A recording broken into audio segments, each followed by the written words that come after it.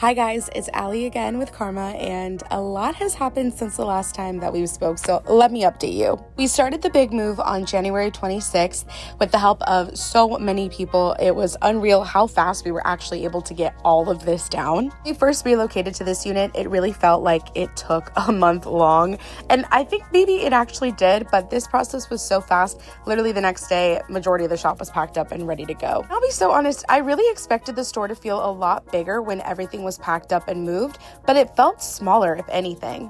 It's probably because this space is so much bigger and we just weren't used to it yet. Anyway, this was the day that we started painting. As you can see, there's my dad over there killing it. And shout out to my dad, he has 2 torn rotator cuffs and insisted on painting the entire store.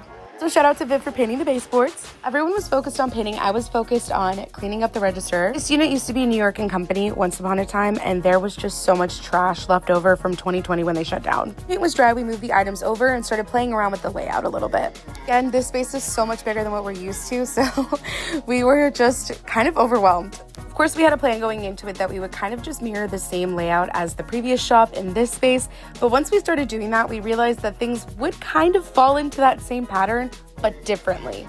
Here you can see us running around like crazy people, removing bars and putting things in place, but it did start to look like a store and not a warehouse, which is what the unit was being used for before we moved in. And because we had known about this move for a little while, we have been slowly collecting items that we knew we were going to bring over to the new space. And while we loaded that up, the girls were back at the shop, very busy painting the shelves that we needed to put out on the sales floor. Huge shout out to you girls because that was not fun. My friend Melissa brought her items over to start setting up. We assembled this table we got on Facebook for free.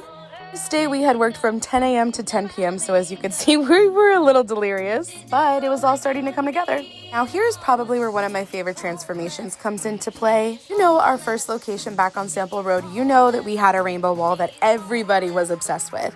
And moving into the previous space, we weren't able to recreate that wall. So moving into here, I knew that we had to incorporate it somehow. And Justine, our head bath bomb painter, absolutely killed it. So slowly but surely and piece by piece and argument after argument, it all started to come together and we could really see the vision. Started working on our shop's small wall as well as our holiday table, which is looking super cute for Valentine's Day.